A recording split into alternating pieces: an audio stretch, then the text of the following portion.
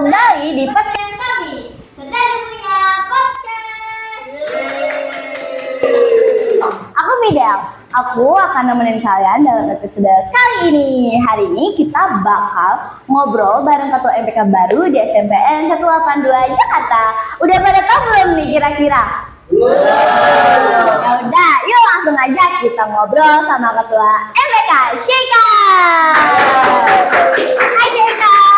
Halo Kak Fidel. Gimana nih kabarnya? Selamat ya udah jadi ketua MPK periode 2025-2026. Alhamdulillah aku sehat-sehat aja.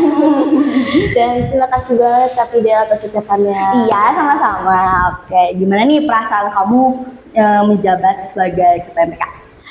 Pada awalnya sih pas ditunjuk kaget ya, kayak what? Ketua gitu ya. Kaget. Ada wow gitu, tapi tentunya diselingi dengan rasa senang juga gitu. Oh, alhamdulillah jadi ketua, semoga amanah. Oke, setelah menjabat kesibukannya ngapain aja nih? Tentunya kesibukannya pertama ada di organisasi yang aku pegang saat ini, MPK. Terus diselingi juga dengan eskul dan juga les di Oh, kamu eskul apa aja? Kalau untuk eskul, aku eskul PMR dan SCC. Oke. Apa nih hal yang bikin kamu semangat tiap menjalani hari?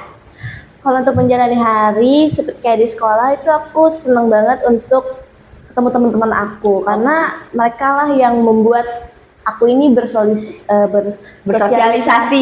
Iya. Gitu. Karena aku tuh emang anak yang gak bisa diem gitu. Kalau diem, jadi apa ya, jadi nggak mood gitu untuk menjalani hari. Jadi makanya alasan semangat aku utama untuk menjalani hari ya teman-teman aku dan orang-orang di sekitar aku juga. Oke. Nih, aku boleh nanya nggak? Boleh dong. Boleh kan? Boleh. Apa nih visi misi kamu dalam menjabat sebagai ketua MPK periode 2025-2026? Kalau untuk visi, aku ingin menjadikan MPK sebagai organisasi yang peka. Peka itu ada singkatan dari profesional, efisien, kreatif, dan juga aktif. Untuk misi, tentunya yang pertama itu aku ingin mengawasi kinerjanya OSIS dan dengan baik gitu loh. Gimana tuh caranya?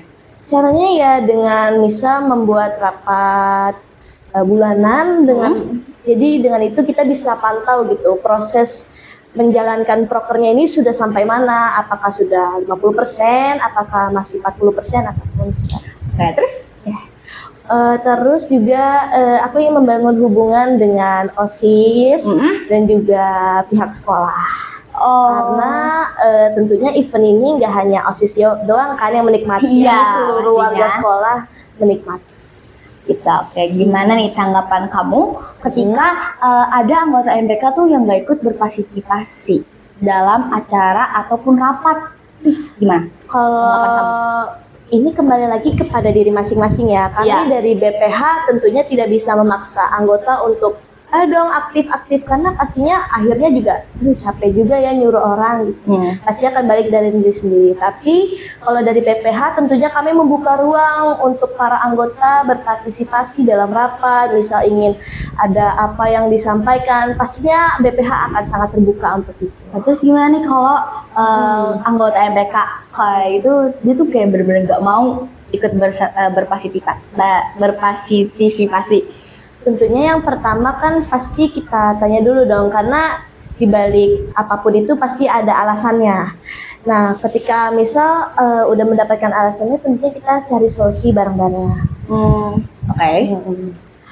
Apa nih yang kamu lakuin saat ada event sekolah yang nggak disetujuin sama kepala sekolah?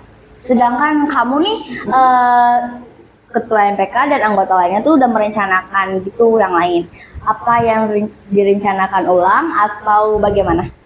Tentunya kita menghormati keputusan sekolah ya, ketika ditolak itu kita menghormati. Tapi kami dari pihak MPK dan OSIS juga perlu tahu nih, kenapa kok bisa tidak setujui, apa alasannya Pak? Gitu. Karena tentunya kami MPK dan OSIS itu ketika ingin merancang event pasti sudah sangat dipikirkan matang-matang untuk diajukan proposalnya ke kepala sekolah.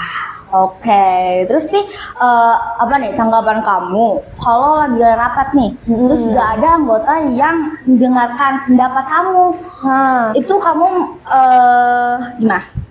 Ya jujur kalau misalnya emang nggak didengerin agak kesel gitu ya, Iya. makanya nggak ngehormatin banget sih, karena di dalam organisasi itu komunikasi nomor satu kan, dan juga menghargai pendapat orang lain itu juga nomor satu. Nah ketika tidak ada yang ingin apa maksudnya menghargai pendapat, tentunya kita harus bertindak tegas kayak kenapa sih kamu nggak mau menghargai pendapat orang lain, emang sebagus apa gitu loh pendapat kamu ini. Karena kan tentunya dalam organisasi kita juga harus mendapatkan suara masing-masing kan. Iya. Oke, terus gimana cara buat bicara kepada anggota lain soal event dan persetujuan? Terus kamu akan berdiskusi terlebih dahulu kepada anggota atau berdiskusi langsung kepada ketua OSIS atau pembina? Oke, kalau untuk perancangan event tentunya pasti BPH dulu dong sebelum turun ke anggota, karena BPH juga perlu tahu karena kan lebih tinggi BPH gitu kan sebelum turun ke anggota.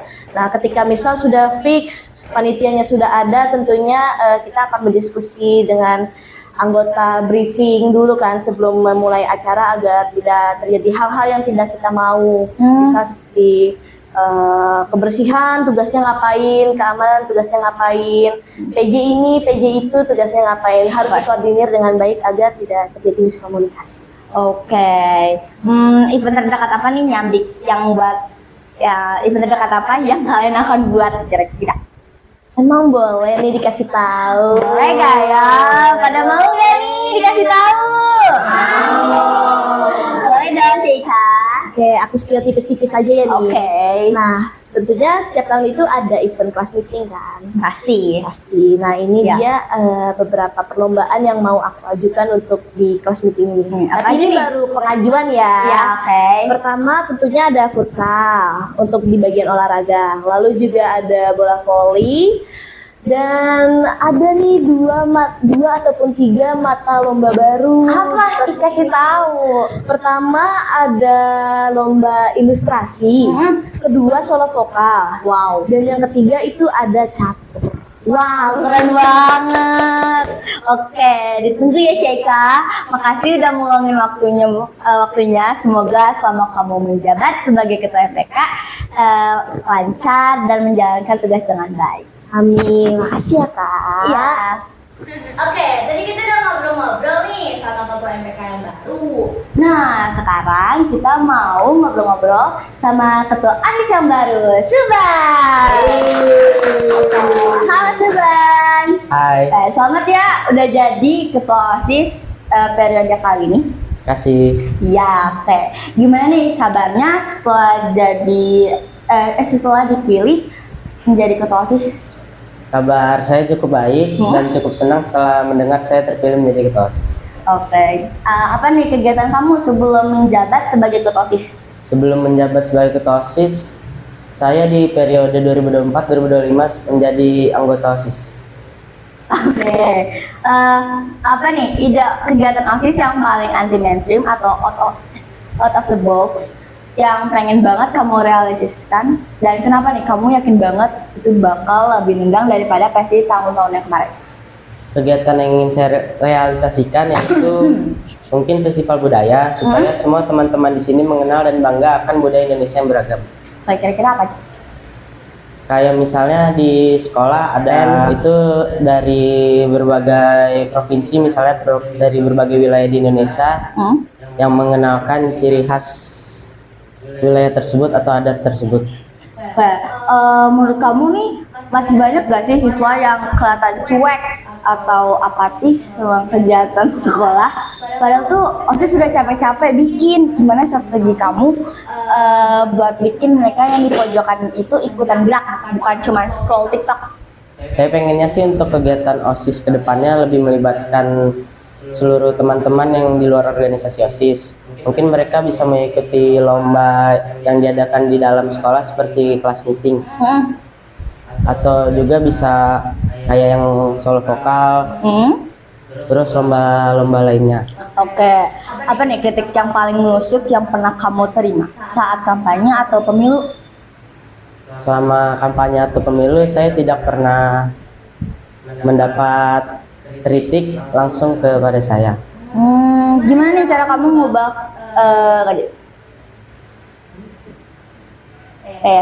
di mana seharusnya tempat terbaik untuk melakukan transfer ilmu, sharing pengalaman dari OSIS lama ke OSIS baru. Terus siapa anggota OSIS lama yang paling kamu andalkan sebagai arsip berjalan untuk semua data penting? Tempat terbaik untuk sharing pengalaman atau transfer ilmu dari OSIS lama ke OSIS yang baru mungkin menurut saya di lingkungan sekolah ketika saya masih menjadi anggota OSIS. Lalu untuk anggota OSIS terlama yang dapat saya andalkan mungkin seperti Kak Fatih, Kak Zaki, Kak Faris, dan Kak Nyoman. Oke, kamu nih, kapan kamu memutuskan bahwa suatu program OSIS itu harus dibatalkan? Padahal tuh udah diumumin. Gimana cara kamu menyampaikan kabar buruk itu ke siswa dan guru tanpa drama? Suatu program yang harus dibatalkan mungkin ketika kurangnya dana atau kurangnya juga partisipan. Lalu cara saya menyampaikan dengan menjelaskan apa aja kendala yang akan diterima apabila program tetap dilaksanakan.